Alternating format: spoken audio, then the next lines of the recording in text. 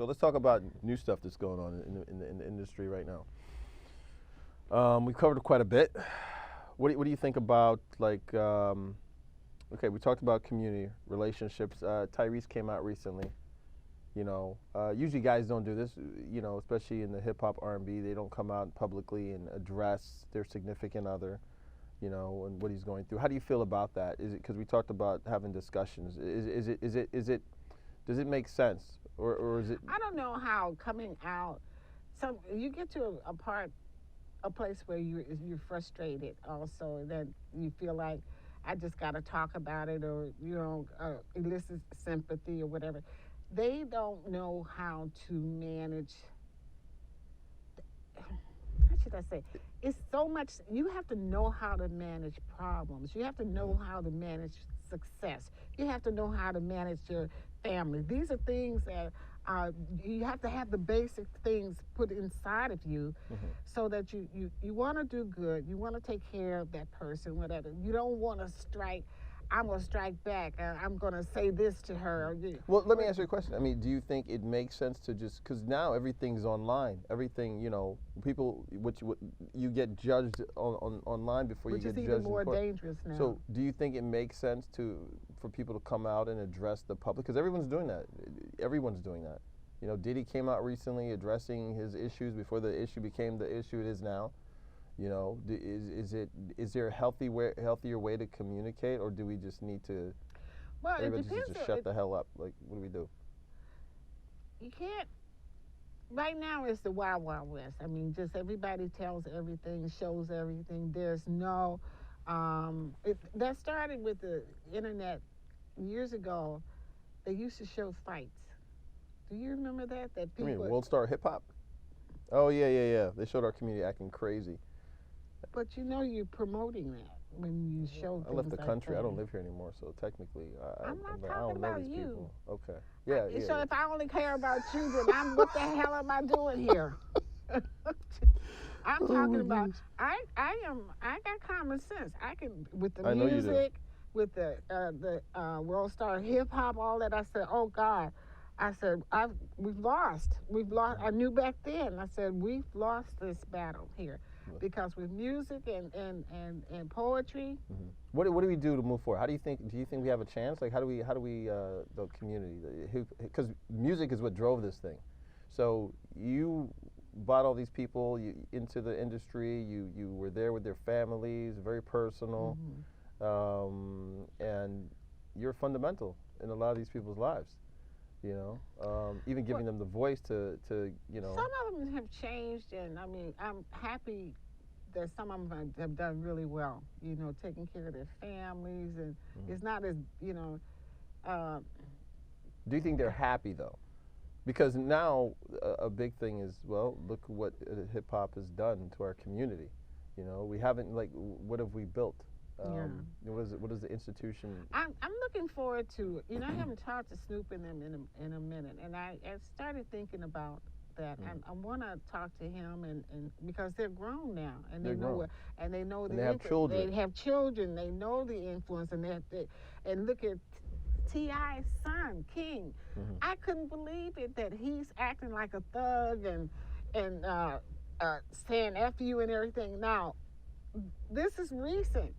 But like 2 years ago, I was with King, and he just, he loves Michael Jackson, Michael Jackson. He found out that I had been to Japan with Michael Jackson. And so he said, tell me all about it. That's what he wanted to know about him. I said, well, my girlfriend was his manager. And so I'm going to put you on the phone with her and let her tell you all about it. And he was so excited about it, just as sweet as he can be. And then now he's like a thug. There's a thug. Nice trap. Yeah. So you think there's hope? Oh, I have to think that I have to. What are you going to do about it? You created this mess. I know. I was a part. I learned it by watching you. So what is your legacy? What are you going to leave You can't behind? really How are you change gonna- anything unless you're part of it. You have to be on the inside. You can't be on the outside. You know, have to talk.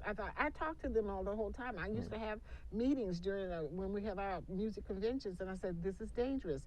This is leading our people the wrong way." And I said, "There's no."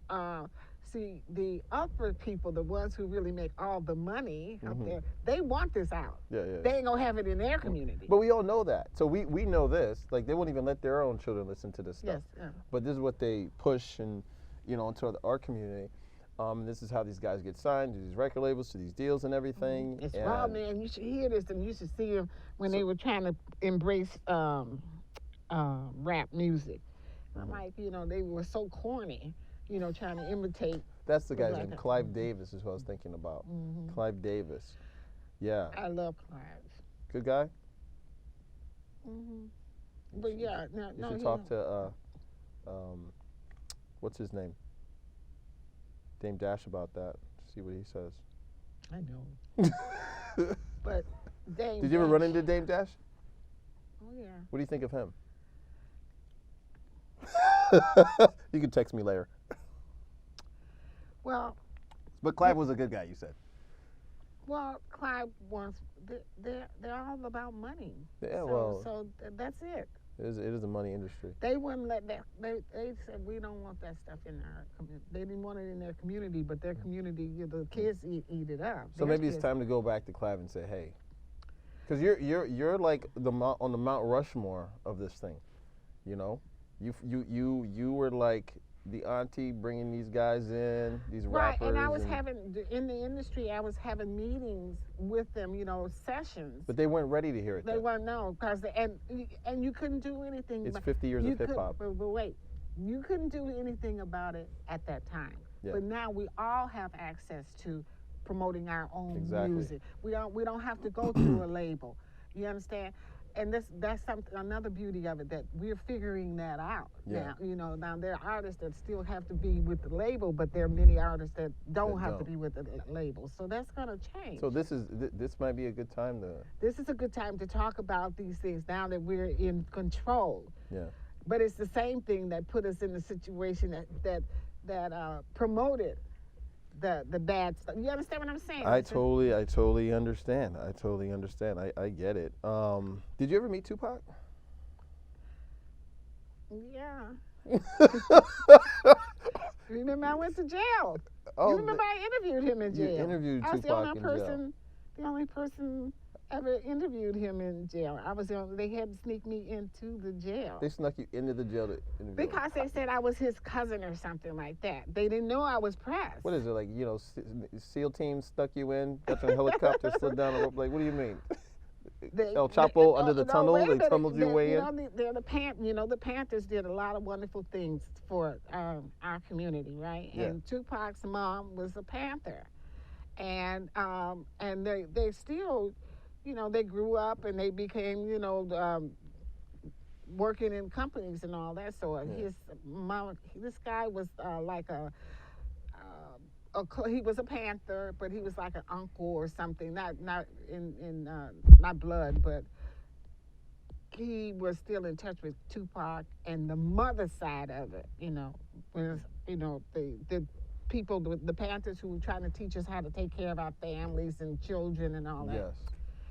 Eldridge Cleaver. That's how I wound up with Eldridge. No, and remember I didn't get a chance to tell that story. Eldridge Cleaver's wife, remember, she was traveling all around, and I was in that. Yeah, they thought you were the decoy. Yeah, and then they followed me and all that. Well, Eldridge, she somehow, I was chosen as a press person to go and interview Tupac. Okay. And so they had to sneak me in. Well, I was his cousin. I was just coming to see. So I wasn't pressed. So was he behind the glass when you interviewed him? Like, how did they do that? No, he actually he came and sat at the table with me. Okay. How was his demeanor? He was friendly, like. He was okay. He's probably a little distraught being in jail. He was like, "Why haven't they come to get me?" He said, "Everybody say they love me. Ain't nobody coming to get me." I remember that so well. He was so upset. I had to write everything down because I couldn't be tape recording. No. You understand? Oh wow. And it was a few weeks later that Suge and the lawyer came and paid for him to get out. Okay, but in the meantime, he's there. He's frustrated. His his wife is he marries this girl while it's in prison. He gets married while he's in prison. Okay. Mm-hmm. Yeah, I was at a party last year with her, a birthday party, but she doesn't want to talk at all. Yeah. You know, but she was the only one coming to see him. Really? Only one coming to see all these people. And he said that to me. Everybody said they love me, but nobody's coming to get me. Why am I still here? You know, she came. She gave up her job. She stayed in a little motel up there next to him. Yeah. So she went in every day and she bought new fresh underwear, t-shirt, and everything for him to have on, and she's kind of shapely and stuff, and so the guards would, made a couple of comments about her, I guess her rear end or something like that, and Tupac felt really bad. He didn't like that, but he can't protect her. Yeah. So, and she's up there in that city by herself. In a motel room. Wow. And so, just spends the whole day as much as she can there, and then goes back to the motel. And so she told me that she I'll get to that later. So I went there. They said, Jamie, we want to do the interview Tupac, and but I couldn't take a tape recorder. I couldn't be I just wrote, while he talked. They told him this lady is coming to talk to you, and I wrote. I have all that stuff now. Wow. And but I stayed. So you still have all your notes? Everything. Only a woman would have notes from back then, still. Only a woman? Yeah, only a woman. Men don't do that. Why not? First of all, our memory's horrible. Second of all, we don't take notes. That's why I was like, why we're always fucking things up. When's the anniversary again? We don't. I'm impressed. Continue. Well, so yeah, you took the notes. So one of the guards or a couple of the guards said something about her big behind, and Tupac didn't like that. It made him nervous, so he told Afeni that he needed to have somebody up there. His cousins came up to stay at the motel with her. Okay, so that she wasn't there by herself, because this is up in Dannemora. Don't even know where that is. I know. Is that even in America? Mm-hmm. It's out close to Canada. Oh yeah. So that's chilly. But she and I were together. I just went to her birthday party a couple of months ago, but she doesn't want to talk about it at all. I may try to, like I said, they want to talk to me. Now they're doing something. They want to talk to me because I was the only press that talked to him. What about Suge? Was Suge a nice guy? You met Suge, right? Are you serious? You're trying to get me killed? Yes, I met you.